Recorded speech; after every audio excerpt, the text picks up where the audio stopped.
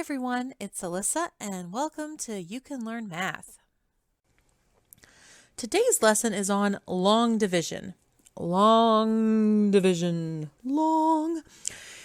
Now, long division can be very intimidating. It looks very massive and epic and huge. It's the same process and principles as what we call short or regular division. Even though it looks different, the same thing is happening. What could I possibly mean by that? All right, well, let's take the problem 12 divided by 4. Now, a lot of us, our teachers make us memorize the times tables. So when we look at this, we go 12 divided by 4. Okay, I know that's 3. I can just do that off the top of my head. Well, what's actually happening? Well, if we're thinking of it in real world terms, it's like if I had, I don't know, let's say 12 cookies, 12 sugar cookies, and there are 4 people who all want sugar cookies. We say, how many sugar cookies do they each get? If I divide 12 into 4 pieces, each piece or each section has 3 cookies in it, and there's none left over. Okay, so that's what we're doing. If it was 13 divided by 4, then there would be 1 more cookie here. So each person would get 3, but there'd be 1 left over, a remainder of 1. Excuse me, it's heavy pollen today. I'm trying not to cough. Well, what if we wrote that in our, whoops, not 3. What if I wrote it like this? 4 into 13. You might go, oh, well, I know that's 3, and 4 times 3 is 12, so there's 1 left over. But let's do step by step. Let's pretend we're doing it like we would be doing long division. So I'm going to slide that kind of off to the side. Excuse me. All right. 4 into 13. Now, this process that I'm about to show you, this is the same process we're going to use for long division. The same steps. You just keep repeating the steps over and over and over again. It can get a bit tedious, but it doesn't get any harder really than what I'm about to show you. Here's the steps. We go, I take my whole number, whatever that is, if it's 1 digit, 2, 3, that whole number, and I say, does this whole number go into my first place? 1. Does 4 go into 1? No, it doesn't. Okay, so then I have to add 1 more place to it. Does 4 go into 13? Yes, it does. And then I think in my head, 4 times 2 is 8. 4 times 3 is 12. 4 times 4 is 16. 13. 16, I've gone too far. 13's less than that. I need to be under it always. So 3. And whatever number I've had to go to, whatever place I've had to go to say it goes into this, right above it is where I write the 3. Then it's 3 times 4, and then I write it down here. 3 times 4 is 12, and then I subtract. 3 minus 2 is 1. 1 minus 1 is 0. Does 4 go into 1? No. Now here's the thing. It should never be able to go into this. Ever. If it can, we've done something wrong and we need to change this number up here. Okay. Now it can't go into that, which is what I want. So I look, are there any more numbers to bring down? Nope. So once there's no more numbers to bring down, that's my remainder 1. So that process I just did, that's what we do no matter what, no matter how many numbers are involved. Okay, so let's try this again. 5 into 72. Does my whole number, which is just a 5 at this point, but even if it was a big number, we'd say the whole number, does this whole number go into 7? Yes, it does. How many times does it go into 7? 1 time. And I'm right above it. Then I multiply back, and I write it down here. 1 times 5 is 5, and then I subtract. 7 minus 5 is 2. Does 5 go into 2? No, it doesn't, which means I did my job right. So then is there a number to bring down? Yes, there is. I bring down the 2. Does 5 go into 22?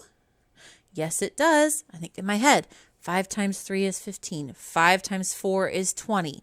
5 times 5 is 25. Oh, that's too far. 4 it is. Okay, so same sort of thing. I multiply, and then I write it down here. 4 times 5 is 20. I subtract. 2 minus 0 is 2. 2 minus 2 is 0. Does 5 go into 2? No, that means I did my job right. Are there any more numbers to bring down? Nope. Then I have my remainder. 14, remainder 2. Okay.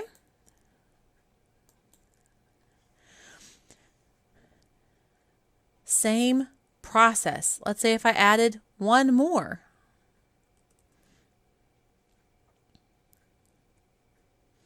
Like that. I added one more digit.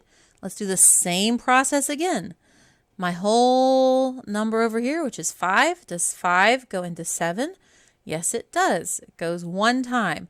1 times 5 is 5. I subtract. 7 minus 5 is 2. Does 5 go into 2? No, I did my job. So I need to bring down the next number if it's available, and it is. So I bring down the 2. Does 5 go into 22? Yes. 5 times 3 is 15. 5 times 4 is 20. 5 times 5 is 25. Up too far. So 4 it is. Then multiply. And I write it down there. 4 times 5 is 20. And then I subtract. 22 minus 20. 2 minus 0 is 2. 2 minus 2 is 0. Does 5 go into 2? No, I did my job right. Then, is there another number to bring down? Yes, there is. So I bring down the 5. Does 5 go into 25? Yes. 5 times 4 is 5. 5 times 5 is 25. Hey, perfect. 5 times 5, and I multiply, and then I write it. 5 times 5 is 25, and then I subtract. I have a remainder of 0. So you see, I'm doing the same steps over and over. It doesn't matter how many places. I would just keep doing these same steps over and over and over again. Okay, so that's our process. Now let's do a couple of unusual cases that will come up. Here's one. If I did 5 into 506. Okay. Now I'll show you what happens. You'll see this in a second where I'm going. All right. So I look at my whole number that's dividing into is 5. Does 5 go into the first place? 5? Yes, it does. It goes one time. Then I multiply back and I write it down here. 1 times 5 is 5. And then I subtract. 5 minus 5 is 0. Does 5 go into 0? No, it doesn't. I did my job. All right, let's bring the next number down. 0. Does 5 go into 0? No, it doesn't. Okay, now here's the deal. Every time I bring a number down, I have to write something above it. I have to. Absolutely.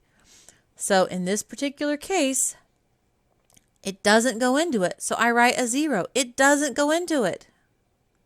I can't skip this place and then just bring down the 6. And they go, oh, 5 goes into 6 one time. Because then what that would look like is it would look like that. Like, no. I have to write something down.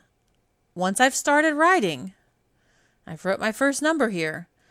Every number has to have something above it. Like if this kept on going, every number would have to have a number above it. Once you started writing, you have to keep going. So does 5 go into 0? No, it doesn't.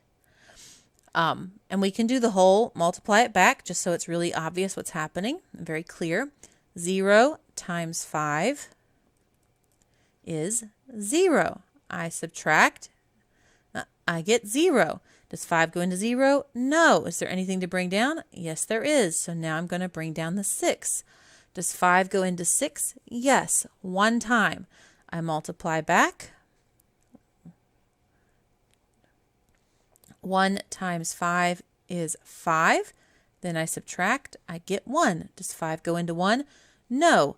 Is there anything else that I can bring down? Nope. 101, remainder 1. So that is the basic of long division with a single digit divisor. In our second part, I will show you how to do long division with 2 or more digits. It's the same principles, the same things happening. But we're going to go through that and really show you some examples so you can be sure to have it mastered. I hope you enjoyed that today. If it was helpful, useful in any way, please like, share, subscribe. You know the drill. Thank you so much for stopping by. Hope you have a great day. See you later. Bye.